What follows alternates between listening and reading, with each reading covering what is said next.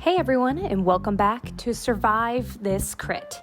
Welcome to our new microseries, STC Side Quest, where we are going to take you on a variety of adventures ahead, but today we're talking about what we're watching. But, any hoodles, Nick, outside of this film, before we wear ourselves out on this soapbox, what are you watching outside of Bram Stoker's Dracula? Okay. Well, Kylie, you and I kind of talked about this and joked about it a little bit previously, but recently I seem to have been caught in a cycle of watching sequels to action movies that were bad.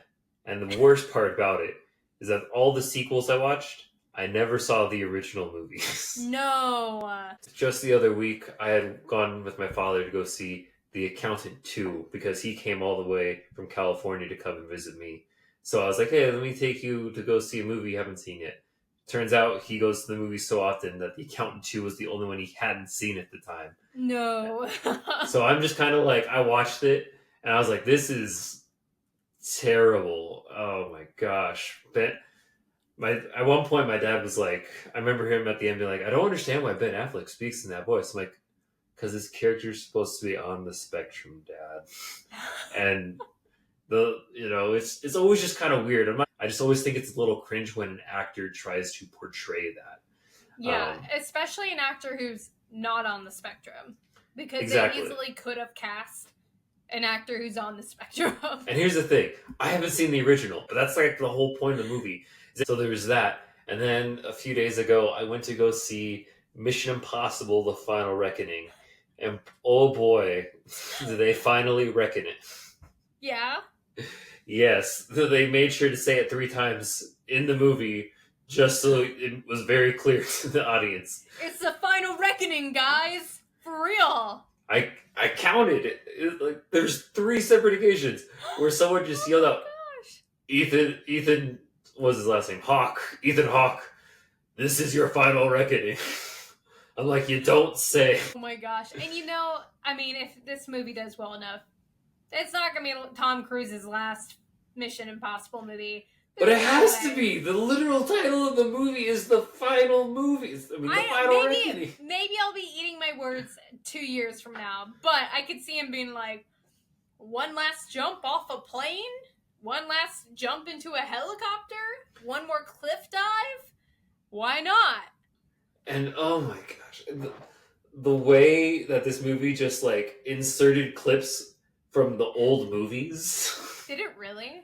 Yes, it made sure to remind you, like, hey, do you remember when this happened in this movie? Do you remember when this happened in Mission Impossible 2 or 3 or 4?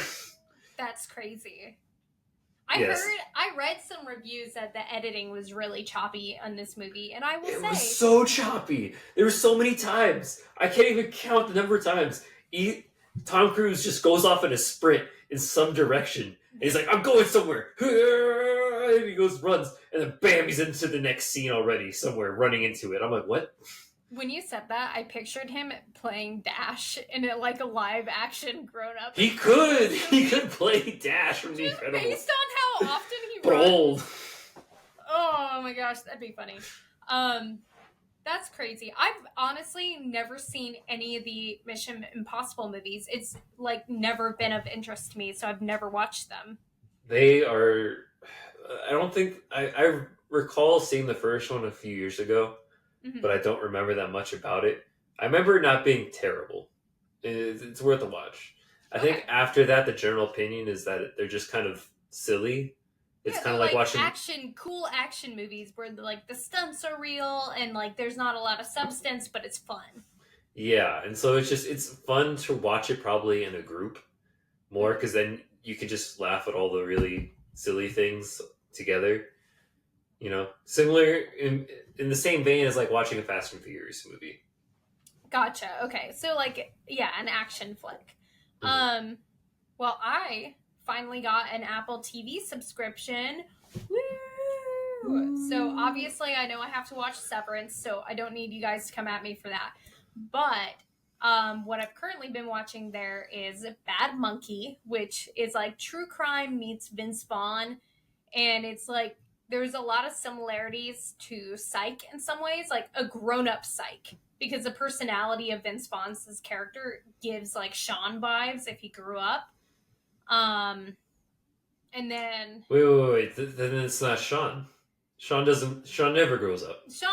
okay, this guy has like some very similar mannerisms, and Bad Monkey is based on a book actually too, and it got renewed.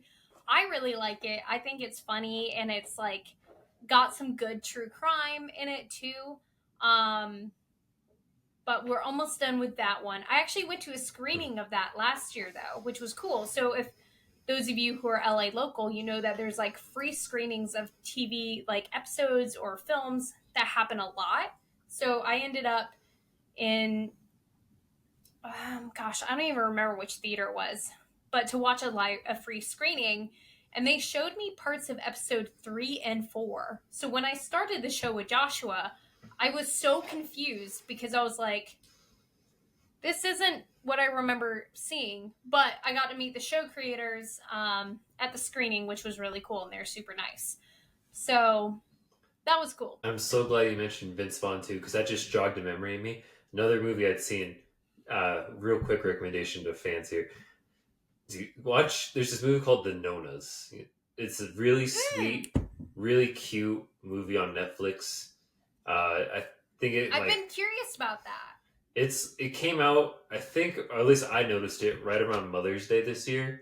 Yeah. And it's so sweet and precious to my heart. It's all about this guy. It's a real life story. It's a guy in New York, New England area. I'm bad with geography, but point is that like he starts on the Northeast. Yes, he starts an Italian restaurant, but the whole gimmick of it is that the chefs are all nonas, which is an Italian grandmother, because his grandma and his mom pass away, and he starts getting into his family's cooking, and he's like, I want to share. I want people to have to or get to experience their family cooking again.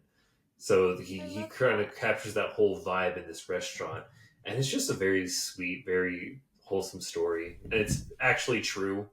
And he doesn't just hire like Italian grandmas now. The actual restaurant owner, he hires any grandma, and the menu always changes. I love that. Okay, I love that.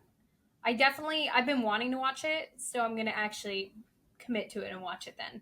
Mm-hmm. The other show I've been watching is The Studio, created by Seth Rogen and Evan Goldberg. It's, if you work in the industry at all, or even if you just have an appreciation for it, it's such a good show.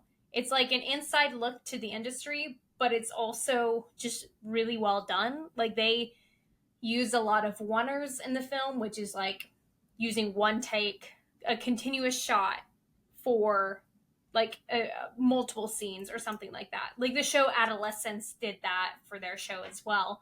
But I recently listened to an interview that Seth Rogen and Evan Goldberg gave about the show, and they just they really did it for the love of Hollywood. And like, that's what this feels like.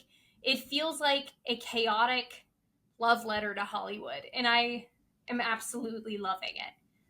So I'm excited to finish it because Catherine O'Hara stars in it, Seth Rogen stars in it, and it's just a crazy, like, as I've been watching it, I've been telling Joshua, like, oh, I've experienced something like that on set, and like just appreciating moments like that with him that feels so real. That sounds really cool. I'm curious because I recently seen Seth Rogen in a reel somewhere. Mm-hmm. It was a clip from something. I wasn't sure if it was The Studio or a movie he did called The Long Shot or something like that. He's so goofy, and I love it. He's hilarious. I love any movie he's basically in. Well, as we wrap back toward Bram Stoker's Dracula here, do you consider this film to be a horror film before we end the episode? I consider it to be a porno. They'd have to show a little bit more skin for that.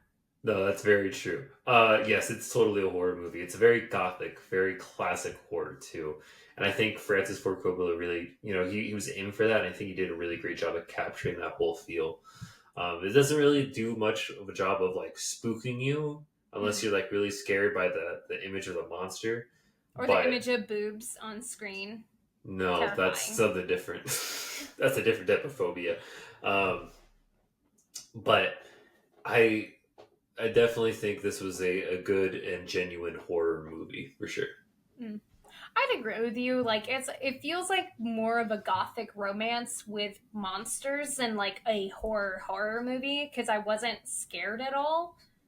But then again, I think I had some pretty strong opinions about like half an hour into the movie when I was like, this is not following the book. Exactly. I was on my little high horse. And I watched this on a sick day too. I was like, Nick mentioned my That's freeness so earlier. funny. I Kylie, literally was like under the weather watching this. The first time I saw this for our whole series, like our vampire thing, I was sick. Oh How my gosh. weird. What a weird sick movie for us to pick, honestly. Now that I've seen it, I was like, weird choice for me as I'm like having tummy problems all day. And this whole movie is literally a fever dream. Right. So I think it's a perfect Facts. sick movie. Yeah. So yeah, in addition to it being a fever dream, I do consider it being a horror movie. Even if I didn't like it, it's still a horror movie by many folks.